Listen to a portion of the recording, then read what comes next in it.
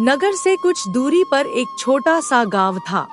वहीं मिट्टी की एक टूटी फूटी झोपड़ी में हरिराम अपनी पत्नी सावित्री और बेटे विवान के साथ रहता था। हर दिन सूरज उगने से पहले वह खेतों की ओर निकल जाता था। वह अपना गुजारा गांव में लोगों के खेतों में मजदूरी करके करता था। थोड़ा जोर से हाथ चलाओ, कल तक यहाँ का काम हो जाना चाहिए। सुन हरिराम। जी मालिक, क्या बात है? शाम को जाते समय मेरे घर होकर जाना। ठीक है। सेठ महिपाल वहाँ से लौट आता है। हरिराम पूरा दिन तपती गर्मी में काम करता रहता है। जब शाम होती है तो सब लोग अपने अपने घर जाने लगते हैं। आज तो शरीर भी बहुत दर्द करने लगा है। अरे मुझे तो अभी मालिक के घर भी जाना है, पता नहीं क्या बात होगी। हरिराम खेत से सीधे उसके घर आता है। मालिक, आपने किस लिए मुझे बुलाया? वो बाहर कुछ अनाज की बोरियां हैं, वो अंदर रख दो। जी मालिक, मैं अभी रख देता हूँ। बेचारा दिन का हारा था। हरिराम उदास मन से बोरियां उठाकर अंदर रख देता है। मालिक, मेरा काम हो गया है, अब मैं चलता हूँ। अरे रुको, यह थैला ले लो। इस काम के बदले यह 3 किलो चावल लेते जाओ। उसके चेहरे पर थोड़ी मुस्कान आती है। वह उस थैले को लेकर देर शाम थका हारा लौटता है। विवान बेटा देख, आज थोड़ा चावल लाया हूँ। आज सेठ ने थोड़ा और काम करवाया तब जाकर यह मिल पाए। बाबूजी, आप इतना मत मेहनत किया कीजिए। कल से मैं भी आपके साथ चलूंगा, कुछ मदद हो जाएगी। वह उसकी बात पर ध्यान ही नहीं देता। वह सावित्री को चावल देते हुए कहता है, इसमें से जल्दी से कुछ चावल बना लो, बहुत भूख लगी है। फिर सावित्री जल्दी से चावल बनाती है। सभी लोगों ने पेट भर भोजन किया और चैन की नींद सोई।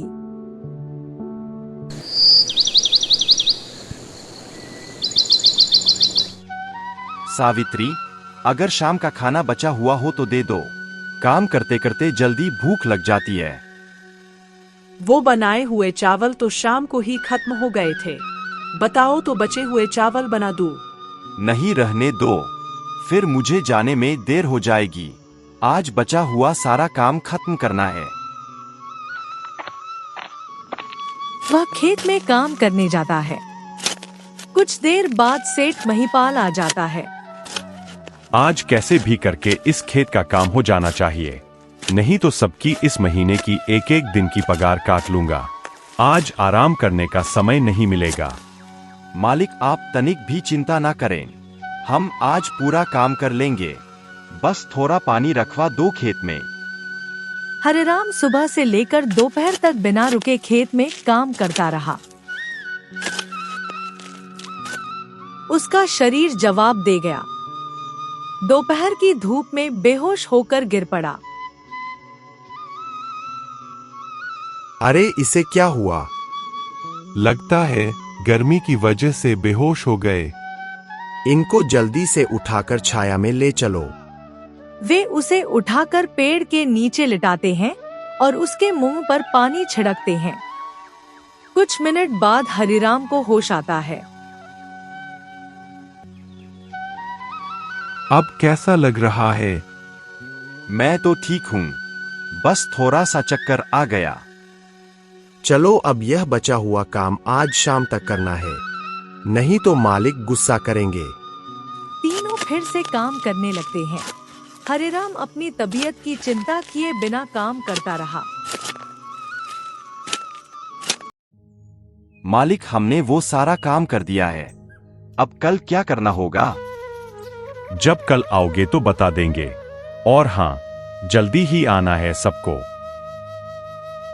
शाम को वह घर लौट रहा था। अंधेरा हो गया था। वह अपने आप से बातें करते हुए जा रहा था। हे भगवान, तू मुझे यह किस पाप की सजा दे रहा है? कम से कम रात तो मेरे आराम के लिए बना देता। इतनी मेहनत करने के बाद भी मैं कभी भी अपने बेटे और पत्नी को 2 वक्त की रोटी के अलावा और कुछ ना दे सका। सड़क पार करते वक्त एक तेज कार ने उसे कुचल दिया। हरिराम वहीं गिर पड़ा। बेटा, इतनी रात हो गई है, तेरे पिता अभी भी नहीं आए, तू जाकर देख के आना। माँ, हो सकता है पिताजी अधिक रात होने के कारण वहीं रुक गए हों। इससे पहले तो वो कभी नहीं रुके, चाहे कितनी भी देर हो जाए हमेशा घर ही आते थे। तू एक बार जाकर देख के आना। ठीक है माँ, मैं देख कर आता हूँ। विवान अपने पिता की तलाश में निकल पड़ता है। सबसे पहले सेठ के घर जाकर देखता हूँ, शायद पिताजी वहीं हों। पिताजी, यह क्या हो गया? उठिए ना पिताजी।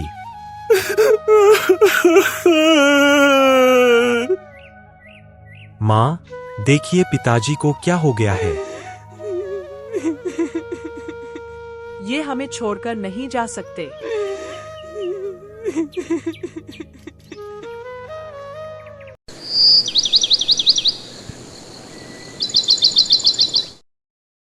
घर की सारी जिम्मेदारी विवान पर आ गई। सावित्री दिन रात आंसुओं में डूबी रहती थी। विवान अपना गुजारा करने के लिए मछली पकड़ने लगा। धीरे धीरे समय बीतता गया। तेरे पिता को गुजरे हुए 1 साल हो गया है। बेटा, अब इस उम्र में मुझसे घर का काम नहीं होता, तू जल्दी से बहू ले आ। माँ, हमें देखकर कौन अपनी बेटी देगा? हमारे पास ना घर है ना जमीन, बड़ी मुश्किल से 2 वक्त का खाना हो पाता है। तो यह सोचकर जीवन भर कुंवारा ही रहेगा क्या? जब हमें ऊपर वाले ने ऐसा बनाया है तो हम क्या करें? एक सहारा था, वो भी छीन लिया। मान, आप खामखा चिंता करती हो, अब सो जाओ, काफी रात हो चुकी है।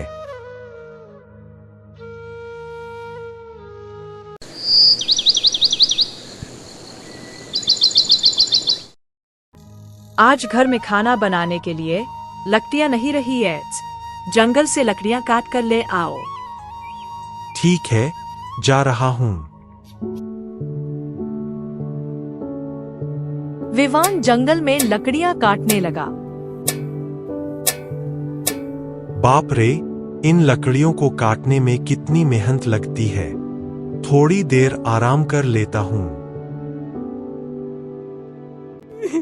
तभी उसे किसी स्त्री के रोने की आवाज सुनाई दी।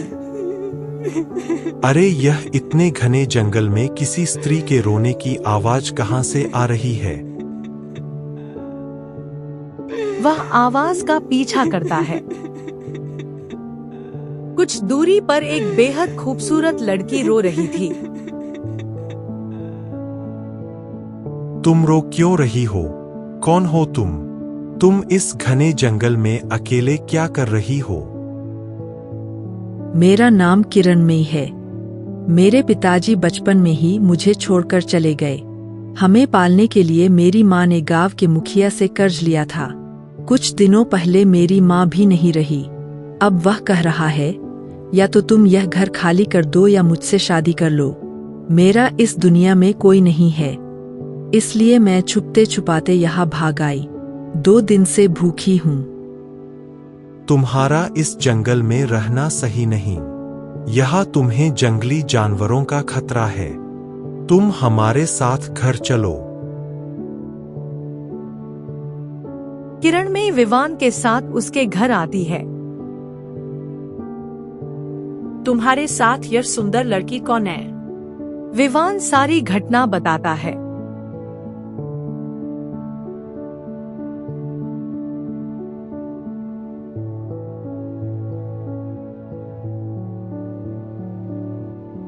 सावित्री उसे भोजन कराती है। धीरे धीरे समय बीतता गया और दोनों का रिश्ता गहरा हो गया। फिर एक दिन उन्होंने गांव के मंदिर में शादी कर ली।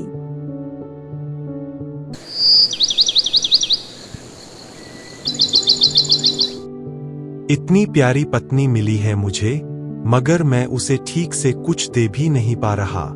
हे भगवान। एक दिन विवान नदी किनारे मछली पकड़ रहा था। तभी उसे एक घायल हिरण मिला।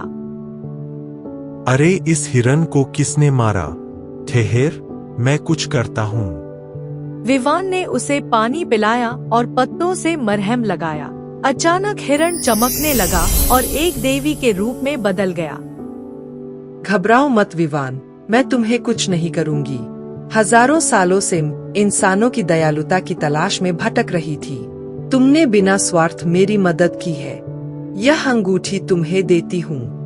आप देवी है, आपने मेरी परीक्षा ली थी। नहीं विवान, तुम्हारा दिल ही सच्चा है। ध्यान रहे, यह अंगूठी मांगने के लिए नहीं, बांटने के लिए है। जितना बांटोगे उतना लौटेगा। देवी गायब हो जाती है। विवान घर लौटकर अंगूठी दिखाता है। माँ, यह जादुई अंगूठी है। सच? तो इससे भोजन मांग कर देखो। हे जादुई अंगूठी, हमें 3 थाली भोजन चाहिए। तुरंत 3 थाली भोजन आ जाता है। सभी पेट भरकर खाते हैं। कुछ ही महीनों में विवान गांव का सम्मानित इंसान बन गया। वह सबकी मदद करने लगा। उसका बचपन का दोस्त रघु उससे जलने लगा। कल तक जिसके घर में चूल्हा नहीं जलता था, वो आज सबको खाना खिला रहा है। जरूर इसके पास कोई राज है। एक रात रघु चुपके से घर में घुसकर अंगूठी चुरा लेता है।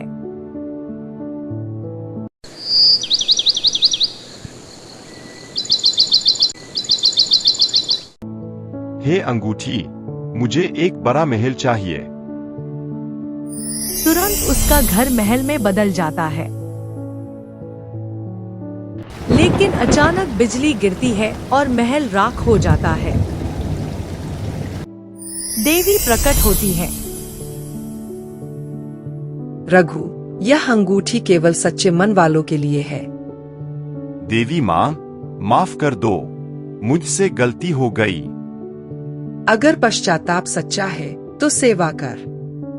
देवी अंगूठी फिर से विवान को दे देती है।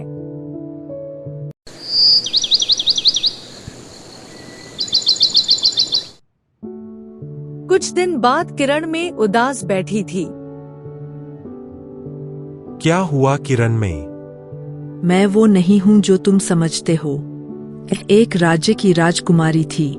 मेरा असली नाम तनिष्का है। मेरे पिता राजा विक्रमादित्य सेन मुझे एक लालची राजा से ब्याहना चाहते थे, इसलिए मैं भाग आई। तुमने मुझसे शादी क्यों की? क्योंकि आपने मुझे तब अपनाया जब मैं टूटी हुई थी। तभी राजा विक्रमादित्य सेन वहां आते हैं। बेटी, मुझे क्षमा कर दो। मैंने राजा बनकर सोचा, पिता बनकर नहीं। विवान, तुमने बिना सत्ता के मेरी बेटी को सम्मान दिया। आज से तुम मेरे बेटे समान हो। राजा जी, अगर मेरी पत्नी चाहे तो मैं चलूंगा, वरना मेरा गांव ही मेरी दुनिया है। मुझे महल नहीं चाहिए। मुझे वही खेत चाहिए जहां तुम्हारे पिता पसीना बहाते थे। राजा भावुक हो जाते हैं। इस प्रकार दया, सच्चाई और प्रेम ने सबका जीवन बदल दिया।